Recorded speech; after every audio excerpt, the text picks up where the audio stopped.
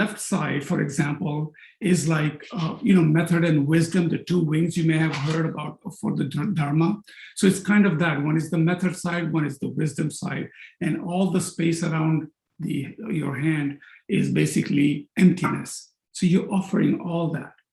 Okay, so besides the gesture, you're also welcoming the teachings to you. So at least, since we are all sitting in a class, I would suggest that at least mentally, we do 3 prostrations in your mind, and you say Om Namo Manju Shriye, Om Namo Shu Shriye, Om Namo Uttama Shriye Soha. If you don't know, just do a humble request that you are blessed during this session and all these teachings can come to you smoothly. So let's just do that mental 3 prostrations before we even start. Okay?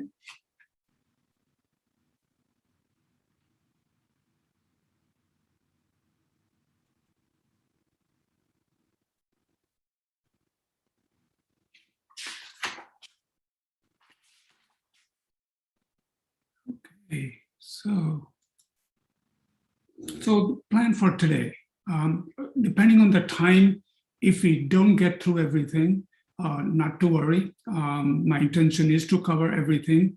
And I'm also going to try, if we don't catch up, maybe the next class, we may have a little fuller class, but following the 3rd class, we'll cut it down. I know a lot of people work all day long, they're on computer all day long, and then to come in the evening and then to have another hour and a half on Zoom is tiring.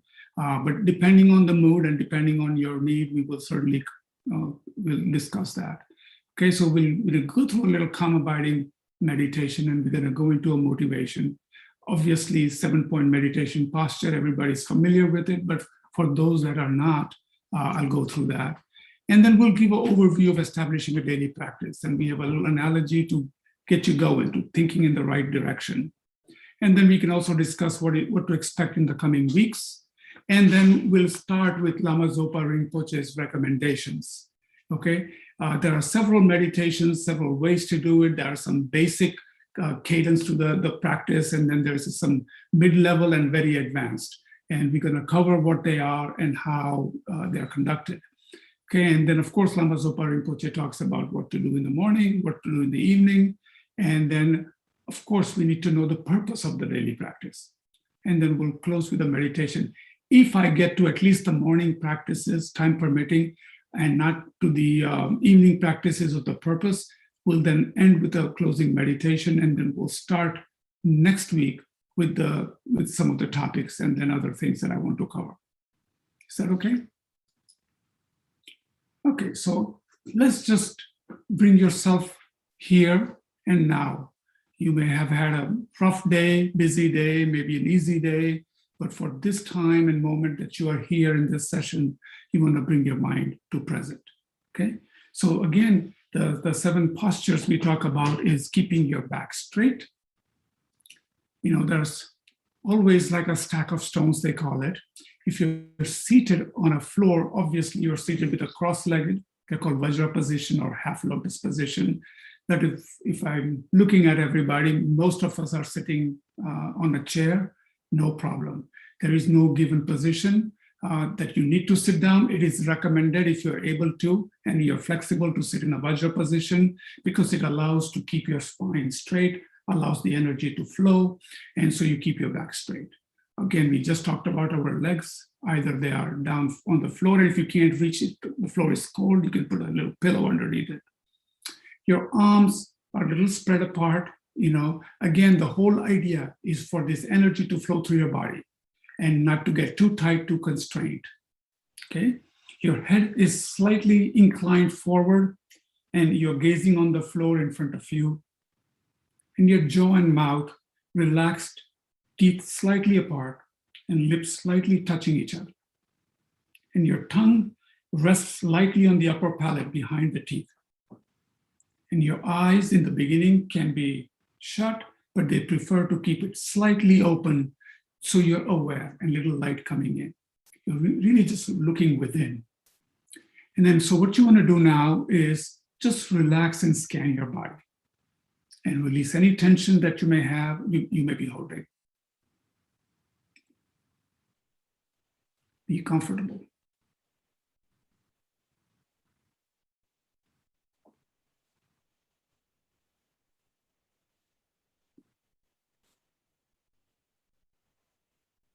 And once you find yourself in a comfortable position, bring your attention to your breath.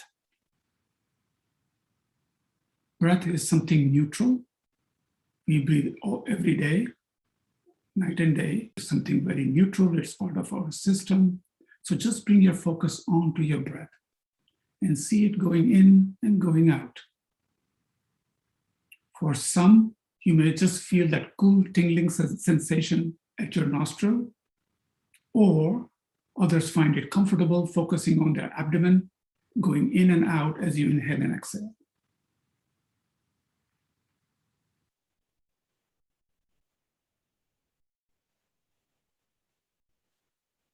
And then keep your mind again on your breath. You may find that your mind is wandering sometimes. Okay? Don't constrain yourself, just gently bring it back. Bring your attention back to your breath. It does two things. It's teaching you how to concentrate, and it is also calm abiding. It calms the system down because you're not focused on all the other activities. Let's just do that for about a minute or so.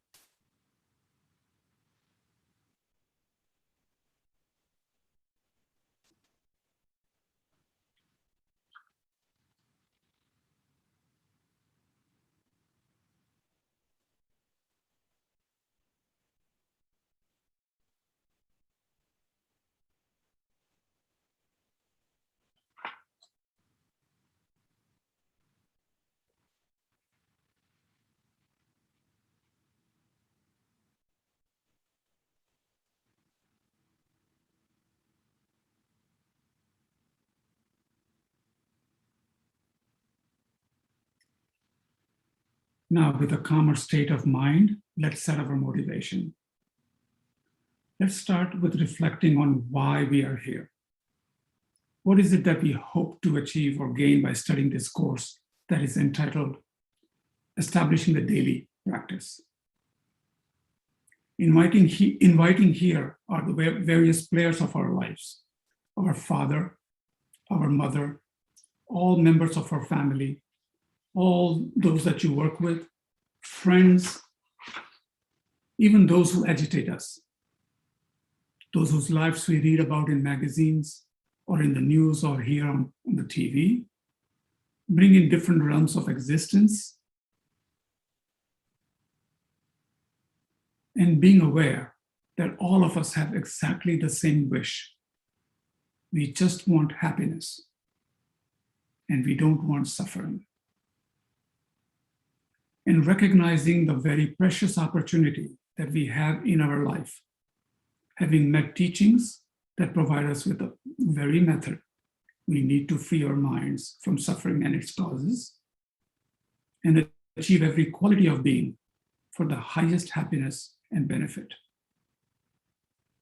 And taking upon ourselves the responsibility of this opportunity to work, not only for happiness of ourselves alone, but for the happiness of every single living being, and wanting to repay whatever kindness they have given us in our lives gone by.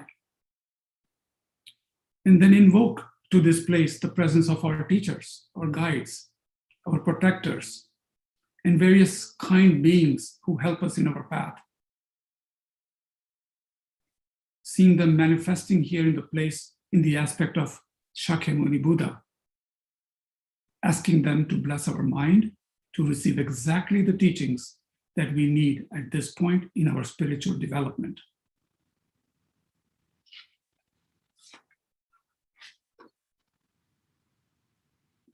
Okay, and you can bring your attention back to the class.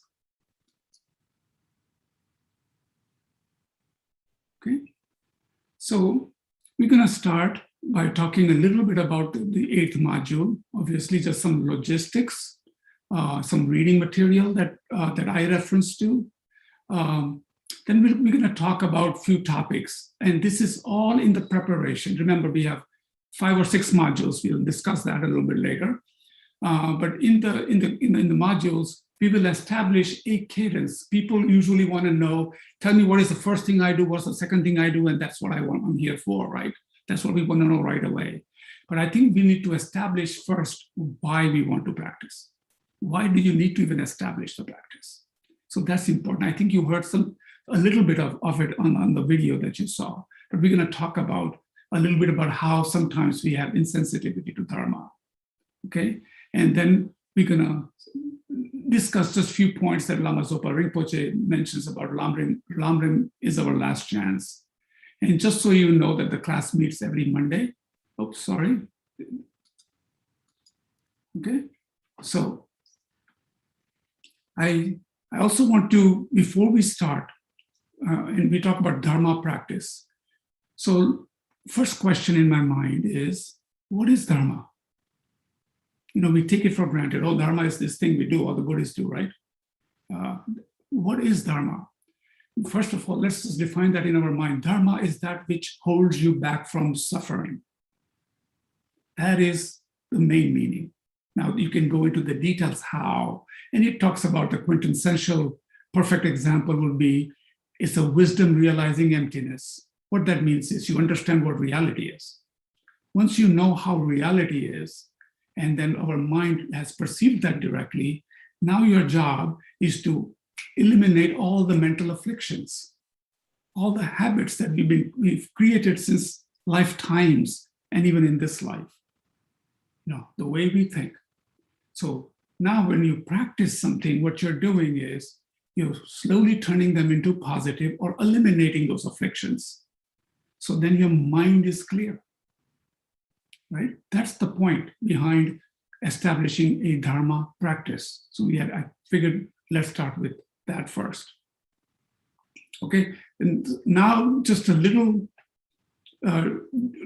discussion I want to have is, you know, at least from my side, every time we cover a topic in a class or we talk about something or we watch a video or whatever, in your mind, ask yourself, why am I doing this?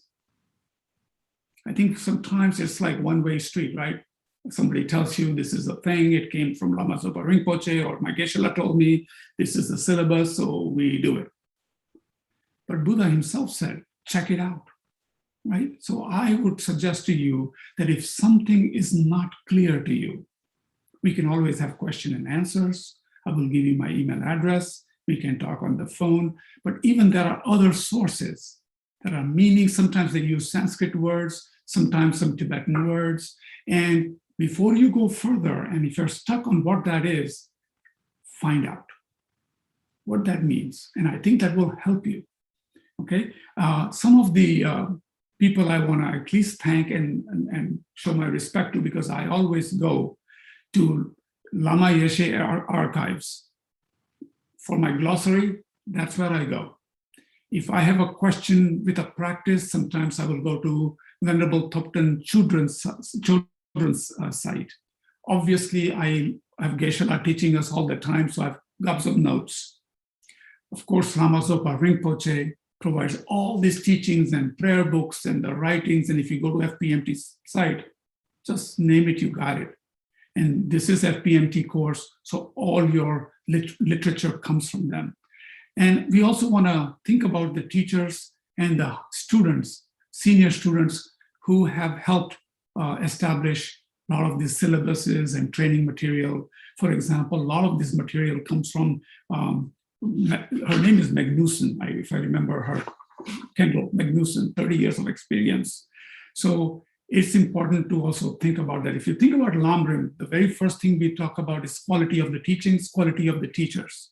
Then the Lamrim begins. So we want to always think about, where does this come from? Who is telling me to do this? And why is it important to me? And what does it mean? So have that in your mind, okay? So thank you, enough of that. And I think I'm going to go. I think this is a great saying to get us going. This is from Master Shantideva. Okay, I thought it was a great way to start. It says, just as a flash of lightning on a dark, cloudy night, for an instant brightly illuminates all, like a thunderbolt.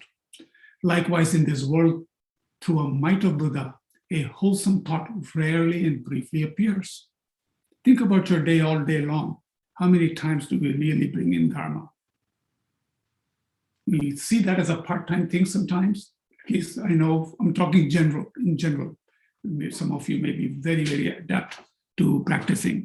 And so I'm not diminishing that. But generally speaking, we are very busy people with so many things to do and what I got to do and I need to plan and I need to cook.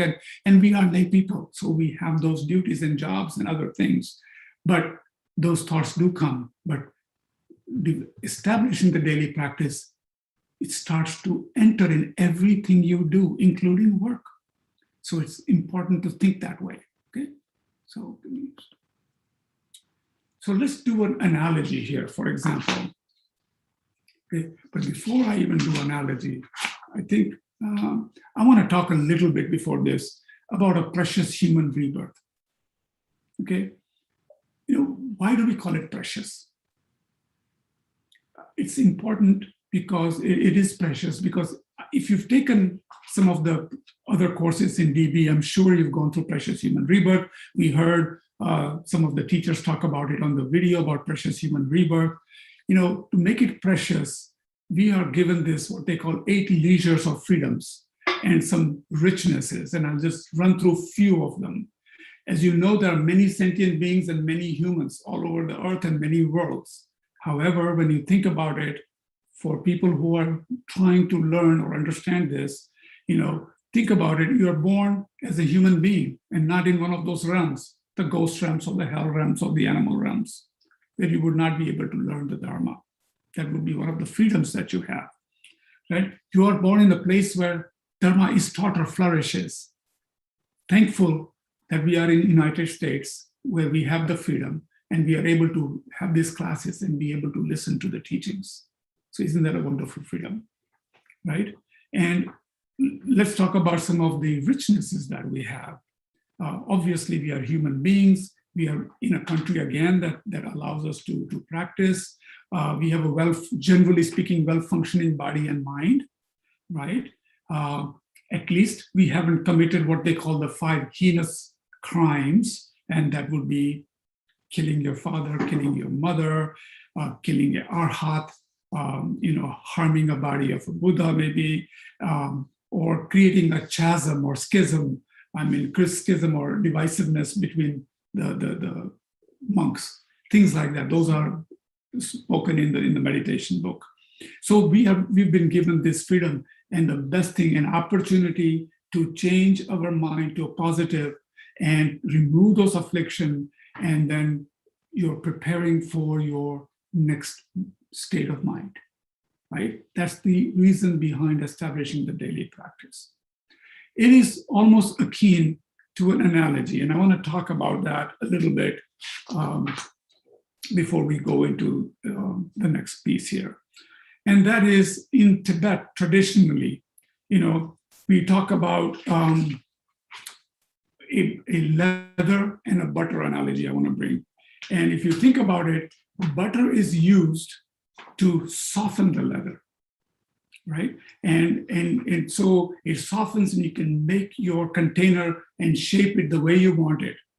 But after a while, you can carry the butter in the pouch itself. And there's some chemistry between the leather and the butter where the butter does not penetrate the leather. So if you think in that way, you can understand that, sometimes we get insensitivity to Dharma. And we got to check that. I've heard this before. I've seen this many times. This is boring. It is not exciting like you are excited when you hear a song from your childhood that is really good. You get excited about that. But many times when we hear about Dharma, we kind of say, yeah. And whatever the reasons you may have, if you're serious about it, if you're just here to listen in, and that's fine. But just wanted to bring that about, that what you want to do is soften like leather and the butter, so your mind is pliant to be able to accept some of these teachings. Okay, right? So, any questions so far?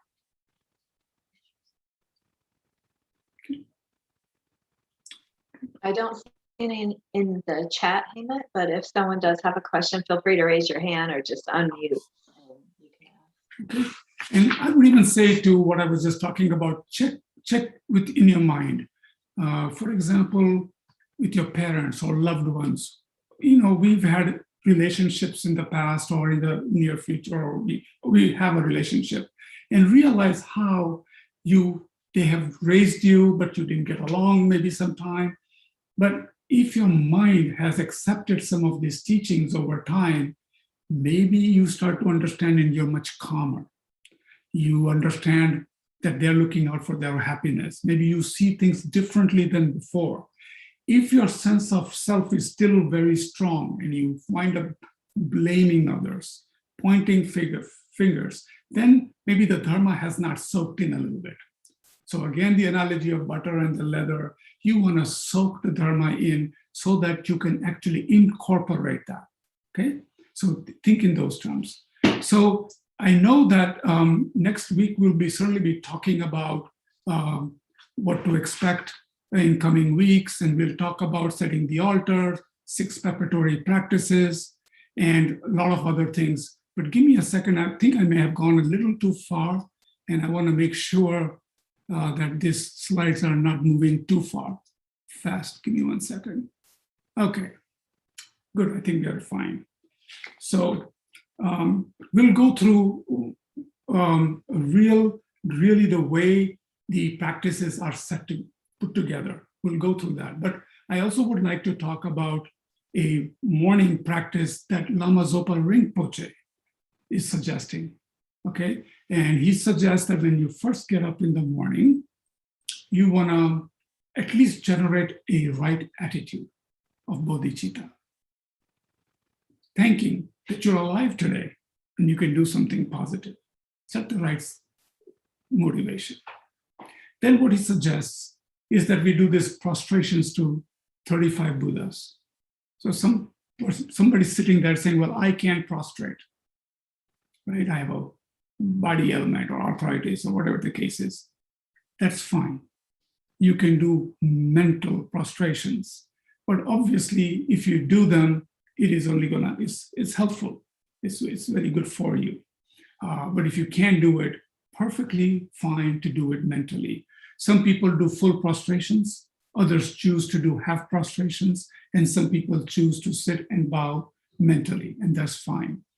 And I would suggest, and we'll go through all of these things, they said these prostrations, just give you a little background, are 35 Buddhas.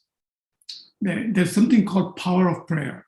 A Buddha, once a Bodhisattva becomes a Buddha, they get 10 powers. One of the powers is power of prayers. And these 35 Buddhas, when they were Bodhisattvas, basically prayed and said, when they become Buddha, and if people were to take their names and show and prostrate, they would help them eliminate such and such karma. Each Buddha then eliminates a certain karma. And if you read, there's a great commentary, and I have a book here. Of course, the material also, I think what Linda showed you also gives you a lot of details, but, and I'm not proposing you go buying anything. I'm just saying that's a great commentary from Lama Zopa Rinpoche about this entire practice. It tells you each Buddha and prostration and eons of negative karmas that it burns. And it talks about, you heard in the video, how you are basically, it goes through a process where you show the regret, you rely on, you regret some things that you may have done. It's very similar to confession, basically, right? But you do it, you take your name, and you basically say, I regret something. And then you rely on these prostrations and teachings and taking the name.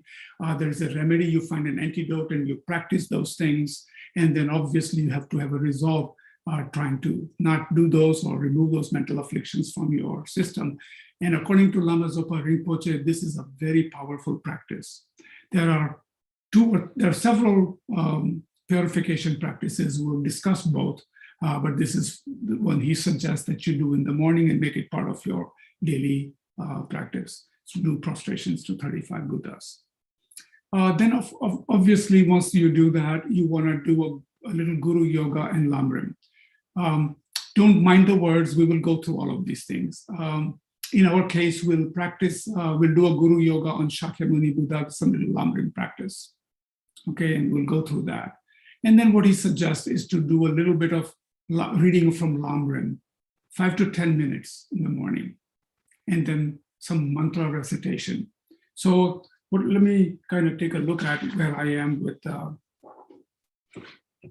my, I'm getting along good, and I want to keep an eye on our meditation. That's going to take us a little time. Okay, we are right. Hey, when you have a chance, we do have a question. Sure. So a student asked you to please define emptiness. It says, can you define emptiness that Dharma wisdom realizes? Okay. In short, of course, there's a whole module, an advanced level module for the DB that goes through nothing but emptiness. But in short, it is the wisdom of realizing what is reality. There's ultimate reality and conventional reality. Conventional reality is what we live in with our mind. We go to work and we look at this body as I am doing that. But as you realize and you learn a little bit more about emptiness, you will find out that everything is dependent arising, that you are not this self-inherent existing person. You know, your blood depends on bones and the bones depend on something else and your nerve depends on something. Every day things are changing. Everything is dependent on something. A good analogy would be take a fruit that you eat. It came from a tree. A tree came from a seed. It goes on and on and on. It's dependent arising. And then we hold this notion of I, this existing self. And in the emptiness classes, you go through a 4-point analysis and practices and training to show you that how things truly exist. Once you understand that, what happens is you lose this, you soften this I, the ego. So then you look at life very differently. Right now, what is bothering us the most? Attachment, aversions, ignorance, right? We get mad, somebody says something to you, well, same to you, right? Immediately that ego is bruised and you want to fight back. When you realize how things exist, those words mean nothing. And all of a sudden, you are not as attached. You don't get aversion. You loosen your pride. And what happens is you recognize the nature of reality, and that is emptiness in short. I hope I was able to give you a little snapshot of what emptiness is, and I'll be more than happy to talk to you a little bit more about at a different time, or give me a call. Okay, so is that okay? Okay. Yes, we're getting a thumbs up and a thank you for that. All right. So again, we'll talk about Guru Yoga. We'll do a little practice. And then we talked about the 35 Buddhas. And then, of course, you want to do some mantra recitations. There are various mantras, Chenrezig's mantra. And I have 2 more minutes before we go to the meditation, okay? And we'll talk about mantra recitation. And the practice of Vajrasattva is another purification practice. But it is optional in the morning. I personally like to do it in the evening, which is suggested because you may have committed few things in the day, said few things, felt a certain way. Great way to end your day, thinking about that, purifying, and then like Lama Zopa Rinpoche says, go with clear mind, go to sleep. Okay, so in general, that's what the morning practice is. We'll talk about the evening practice the next class. And what I want to do is, sorry, but I would love to end with a good meditation so that, you know, we don't go beyond our time. So if you don't mind, I'll just move to my slides real quick. And okay, there we go.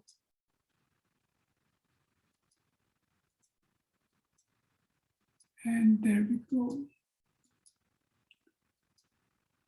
We already talked about that. So let's just go to the meditation and then we'll set the dedication, okay? So just again, calm yourself, again, bring yourself to that position that we talked about when we did the placement meditation. When we did the calm abiding meditation, it's also sometimes called a placement meditation. In Tibetan, they call it Shineng, okay? and you have one object of concentration. And now what we're going to do is do a meditation with the little Lamrim practice in it set up.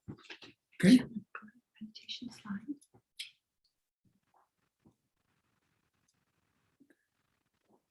So I invite you now to take a moment to put yourself in a comfortable position for meditation and paying special attention to your posture. Okay, of course, begin by making sure that your spine is straight, and then taking a few deep breaths in and out. Spending a moment and giving yourself complete permission to let your mind be present in this meditation. Not worrying about what has come before or what you're concerned about coming in future, just allowing yourself to benefit from this time right now. And briefly calling to your mind our motivation, our wish to benefit others, and to become completely awakened as quickly as possible in order to do just that.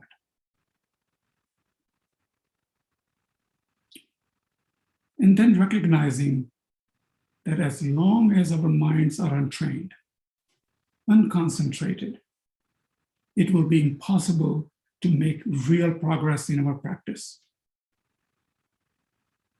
So then, in order to fulfill our deepest wishes, we'll do this practice of concentration for the benefit of all sentient beings. So let's start with a little visualization.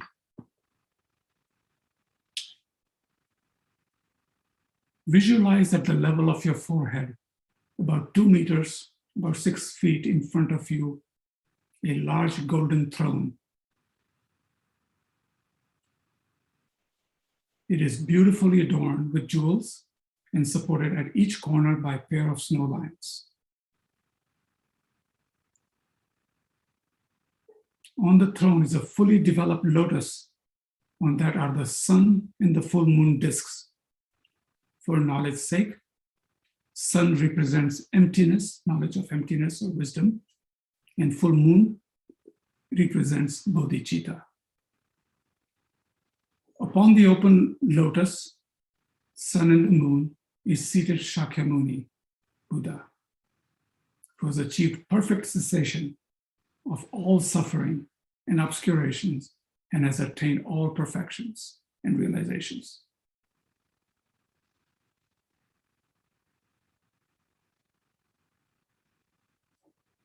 He is the manifestation of the omniscient mind of all Buddhas, the ultimate guru.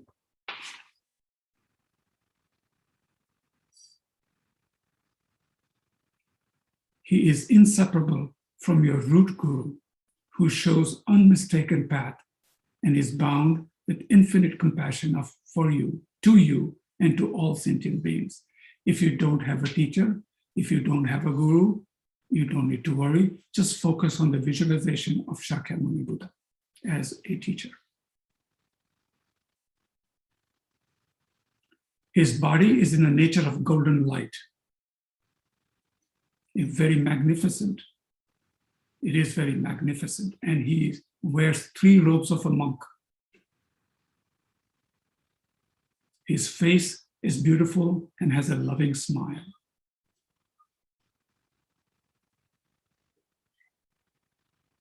His compassionate eyes look towards you, but simultaneously encompass all sentient beings.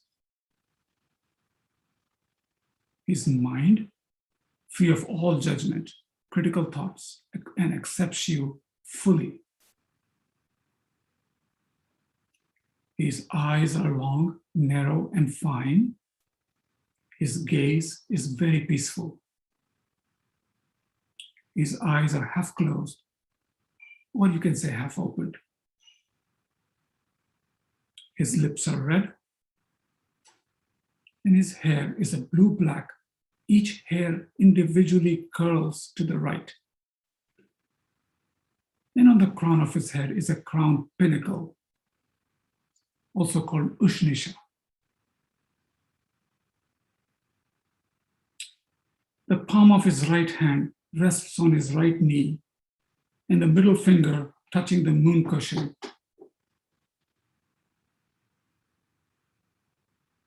His left hand rests in his lap in a mudra or a gesture of meditation. And in his left hand, he's holding a bowl filled with nectar.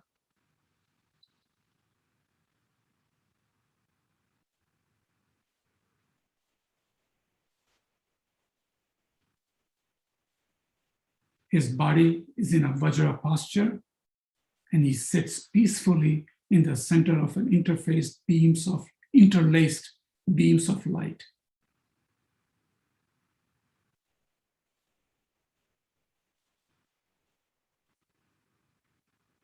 Each feature of his body, his holy body, represents an aspect of his omniscient mind, his inner attainments. Each feature also demonstrates the causes, that is, the merit that was collected in the past.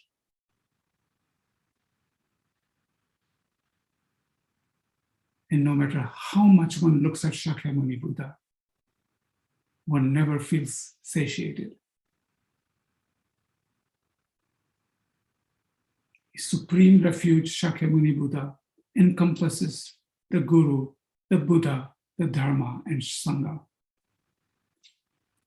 And from his holy body, beams are emitted in all 10 directions. Numberless manifestations of Shakyamuni Buddha are carried on each beam to ripen infinite sentient beings.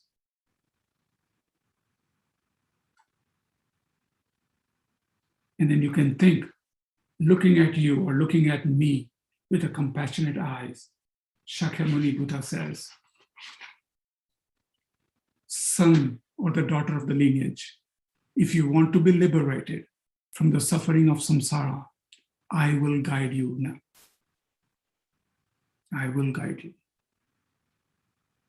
He happily promises this and frees me from the breathless state.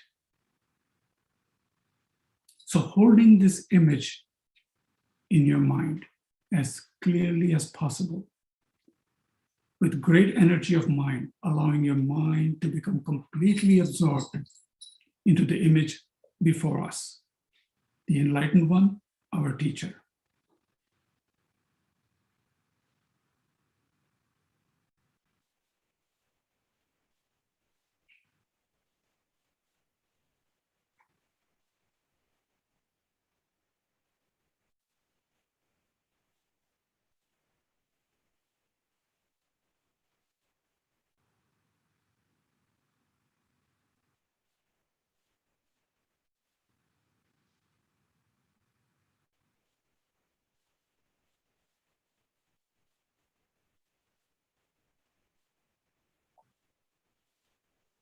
Holding that feeling strongly in the mind,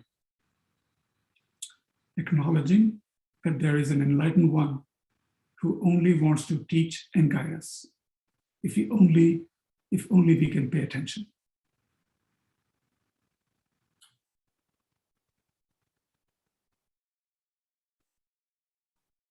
And so with all of our hearts, pay full attention to Buddha.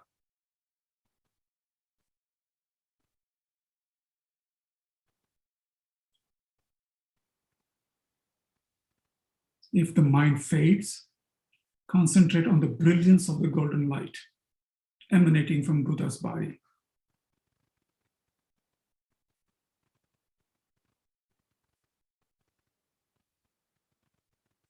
Also concentrate on our wish to always be in the presence of our teachers and to be able to hear them whenever we have the slightest doubt.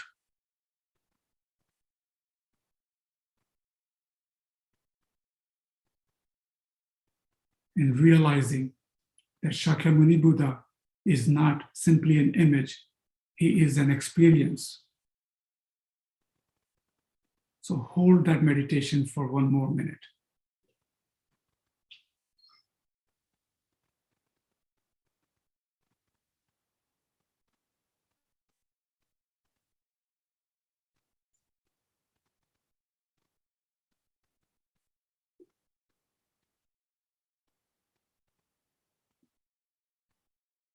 And then while holding the presence of Shakyamuni Buddha clearly in the mind, we'll continue with the meditation on refuge, just listening bringing the words to your heart as much as possible. This is taken from the daily meditation practice.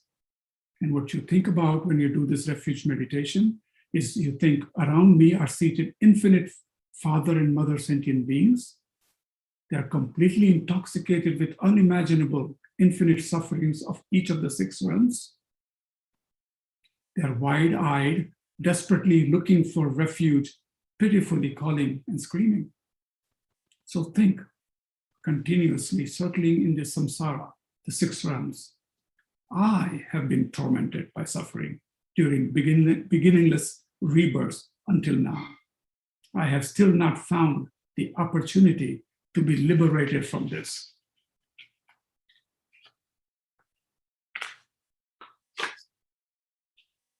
Fortunately, this time I have received a perfect human body. What a good fortune. I have met the most sublime teaching, the Buddha Dharma, and the founder Shakyamuni Buddha. I have no certainty that I will not die today. My death could come or happen even today. So if I should die today, I would have no freedom to choose the realm in which I would reincarnate. It's possible we could fall down the precipice into one of the realms of different migratory beings.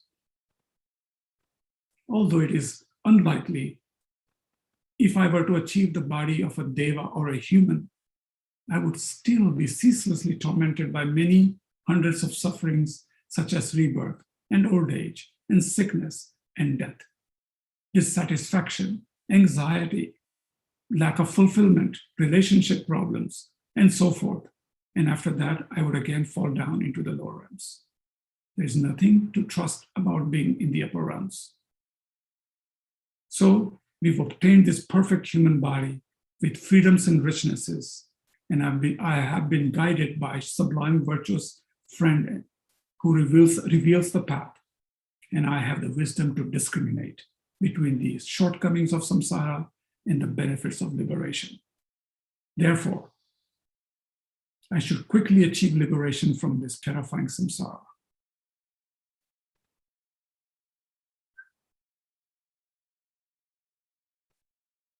And not only I must liberate myself from samsara, but you should also think about fathers and mothers and other sentient beings. I must liberate them and lead them to a peerless happiness of fulfillment.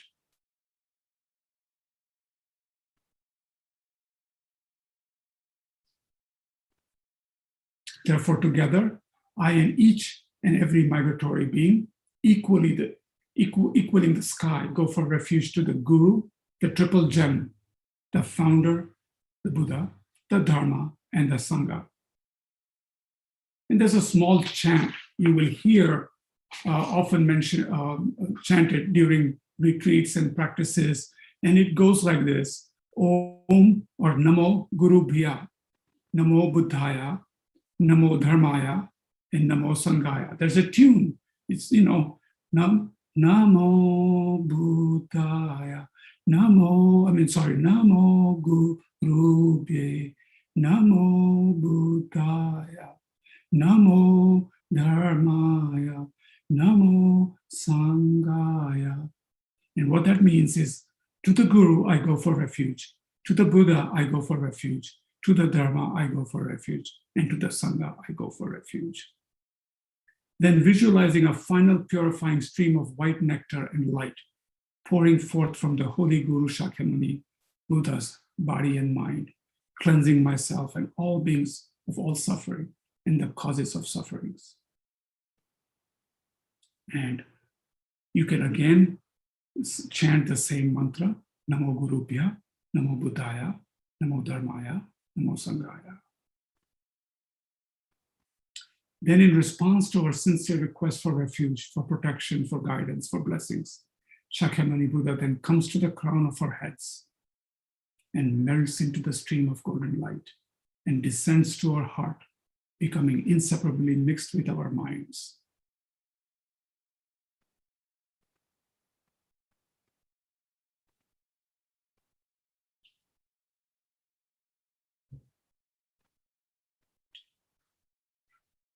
let's dedicate. Now let's dedicate this merit of having made this effort to listen to the teachings to the swift enlightenment of each and every living being. Dedicate this merit that we ourselves might quickly attain the awakened state of perfectly awakened Buddha, and to be able to benefit all living beings by leading them to that same state. And may we generate the bodhicitta which has not been generated. And may the bodhicitta which that has been generated never decline, but always increase. And may the gap between our mind and Dharma be reduced to nothing. And may our minds become the perfect Dharma for benefit of all. Thank you so much. You can open your eyes. So next class, we will certainly go through effective meditation sessions, talking about meditation manuals. We'll cover the evening practices that I did not finish and the 6 preparatory practices. For reading, there are reading requirements. And I would suggest that you at least read 2 pages, Advice for Daily Practice by Lama Zopa Rinpoche. Basically, it's exactly the class that I'm going through today, morning practice and evening practice. I would take it further. There's 2 or 3 pages on setting up an altar. I think it's important. There is just one small error in that writing. They may have corrected it, but in case not, it says somewhere that the stupa goes to the left of the altar. In actuality, it goes to the right, and the holy texts go to the left. So just keep that in mind. And then we'll go, and if you are so inclined to read more, and there's a few more days in between, start reading Making Life Meaningful by Lama Zopa Rinpoche. It's a fantastic reading. It will tell you all about why we establish practice and what it is all about. So at least do that. And you also have some requirements, liberation in palm of your hands. And I have marked my page again. For those who don't have, I'm sure you can go to the site, the link that Linda already said. And it's a really fantastic reading. Day 4, it starts with the reading in the blue book, and it's all about establishing the daily practice. And it talks about the preparatory practices and so forth. And then the last 2 pages it mentions, let me tell you, and it's really amazing. It's about optimum human rebirth. I went through that. It's really fantastic reading from Kadampa Rinpoche. One more thing, if you have not, and if you are able to, there is a link available. It's free, I think. I always use this Lamrim manual. Every Lamrim meditation is in there. And if not, bring it up to Linda's attention, and maybe we can find it. And I think I did this last class, and Gary or somebody distributed that electronically. Fantastic to keep that as a reference. Okay. I think John Kelly had found that link for us. Maybe he'll do so again and put it in the chat. Okay. So thank you for that. Certainly, the time passed by because of the video. So if you have any questions, certainly you can send it to Linda or me directly. Linda, you can give them my email address. It's hemant_pandya@msn.com.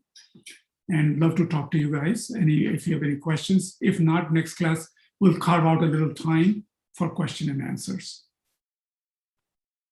Thank you. Okay. John can't find it right away, the link to the Lamrim. I will try to find it and put it in the homework. Any questions before we sign off this evening?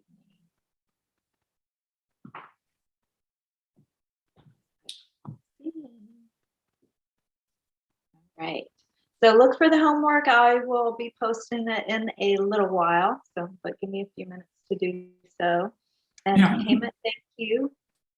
Thank you, Linda. And I do speak, a lot of my slides come from a lot of this material that Lama Zopa Rinpoche's readings.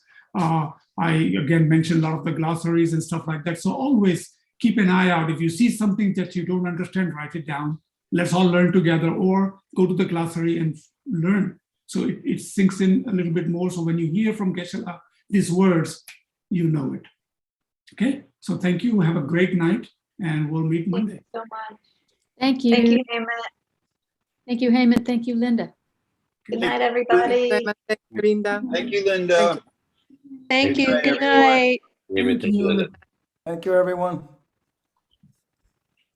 Thanks, everybody. Thanks for having me. We'll see you next week. Thank you. Thank you. Linda, what Sorry link to do you put you need on to the find? spot there, John. No, you're good.